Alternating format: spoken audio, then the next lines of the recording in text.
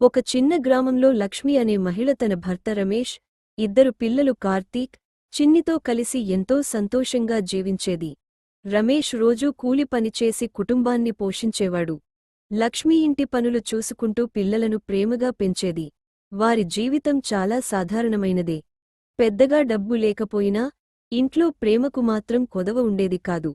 ప్రతిరోజూ ఉదయం రమేష్ పనికి వెళ్లే ముందు పిల్లలను చూసి, నా పిల్లలు బాగా చదువుకోవాలి, వాళ్లకు మనలాంటి కష్టాలు రాకూడదు అని చెప్పేవాడు. లక్ష్మి నవ్వుతూ, అవును, మనం ఎంత కష్టపడినా పిల్లల భవిష్యత్తు కోసం కష్టపడదాం అనేది. అలా వారి జీవితం సాగుతుండగా ఒకరోజు ఊహించని విషాదం జరిగింది. రమేష్ పనికి వెళ్లి తిరిగి వస్తుండగా రోడ్డు ప్రమాదానికి గురయ్యాడు. అతన్ని ఆసుపత్రికి తీసుకెళ్లినా వైద్యులు ఎంత ప్రయత్నించినా ప్రాణాలను కాపాడలేకపోయారు. ఆ వార్త విన్న లక్ష్మి ఒక్కసారిగా కుప్పకూలిపోయింది. అలా వారి జీవితం సాగుతుండగా ఒకరోజు ఊహించని విషాదం జరిగింది. రమేష్ పనికి వెళ్లి తిరిగి వస్తుండగా రోడ్డు ప్రమాదానికి గురయ్యాడు. అతన్ని ఆసుపత్రికి తీసుకెళ్లినా వైద్యులు ఎంత ప్రయత్నించినా ప్రాణాలను కాపాడలేకపోయారు. ఆ వార్త విన్న లక్ష్మి ఒక్కసారిగా కుప్పకూలిపోయింది. నన్ను వదిలి ఎలా వెళ్ళిపోయావు రమేష్? పిల్లలను ఎలా పెంచాలి? వాళ్ల భవిష్యత్తు ఏమవుతుంది? అంటూ కన్నీళ్లు పెట్టుకుంది. ఆ రోజు నుంచి లక్ష్మి జీవితం పూర్తిగా మారిపోయింది.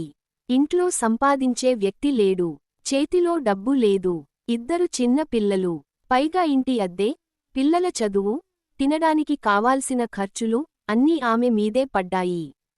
కొంతమంది బంధువులు వచ్చి, లక్ష్మి, పిల్లలను చూసుకోవడం నీ వల్ల కాదు, వాళ్లను మా దగ్గరికి పంపించు అన్నారు. మరికొందరు, నువ్వు ఒంటరి ఆడదానివి, ఇంత బాధ్యత ఎలా మోయగలవు అని అన్నారు. లక్ష్మి ఏమీ మాట్లాడలేదు. ఆ రాత్రి పిల్లలు నిద్రపోయిన తర్వాత భర్త ఫోటో ముందు కూర్చుంది. నువ్వు లేకపోయినా నీ పిల్లలను నేను ఎలాగైనా పెంచుతాను, వాళ్లు చదువుకుని మంచి స్థాయికి చేరే వరకు నేను ఆగను అని కన్నీళ్లతో మాట ఇచ్చింది.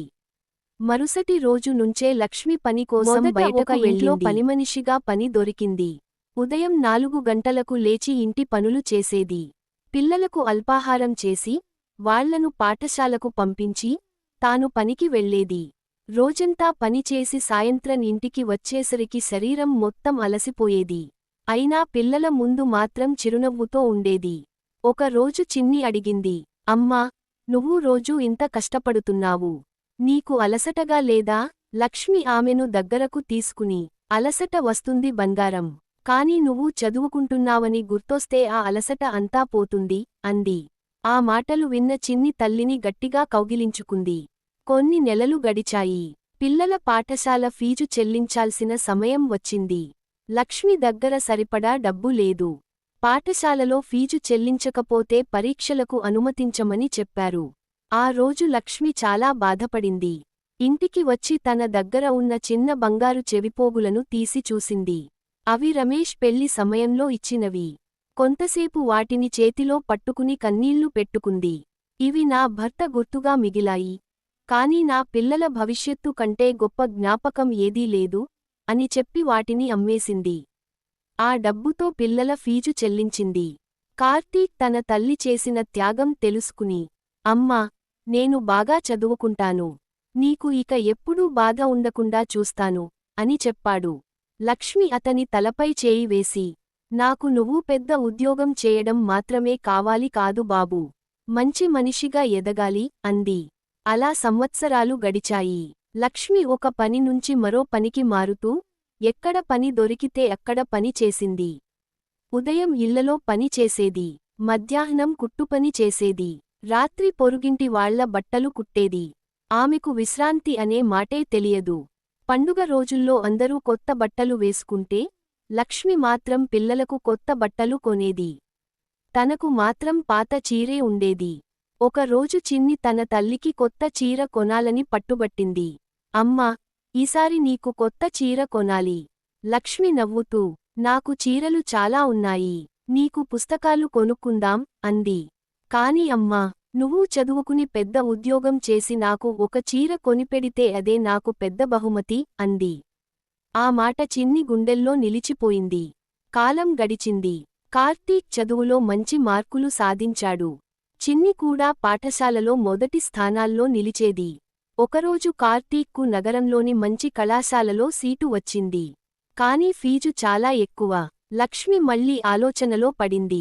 ఆమె దగ్గర ఉన్న చిన్న పొలం ముక్కను అమ్మాలని నిర్ణయించుకుంది. అది అమ్మేస్తే నీకు భవిష్యత్తులో ఏముంటుంది? అని అడిగారు. లక్ష్మి నవ్వుతూ, నా పిల్లల భవిష్యత్తే నా భవిష్యత్తు అంది. ఆమె పొలం అమ్మి కార్తీక్ చదువుకు డబ్బు చెల్లించింది. కార్తీక్ నగరానికి వెళ్లి కష్టపడి చదివాడు. చిన్నికి కూడా మంచి కాలేజీలో సీటు వచ్చింది. ఆమె కూడా చదువులో ముందుకు వెళ్ళింది. ఇద్దరు పిల్లలు చదువుకుంటున్నప్పుడు లక్ష్మి మాత్రం ఇంకా కష్టపడుతూనే ఉంది. ఒకసారి ఆమెకు తీవ్రమైన జ్వరం వచ్చింది. అయినా మరుసటి రోజు పనికి వెళ్లడానికి సిద్ధమైంది. చిన్ని అడ్డుకుని, అమ్మా, నీకు జ్వరం ఉంది. ఈరోజు పని చేయకు అంది. లక్ష్మీ, నేను విశ్రాంతి తీసుకుంటే ఈరోజు మన ఇంట్లో పొయ్యి ఎలా వెలుగుతుంది? అంది. ఆ మాట విని చిన్ని కన్నీళ్లు పెట్టుకుంది.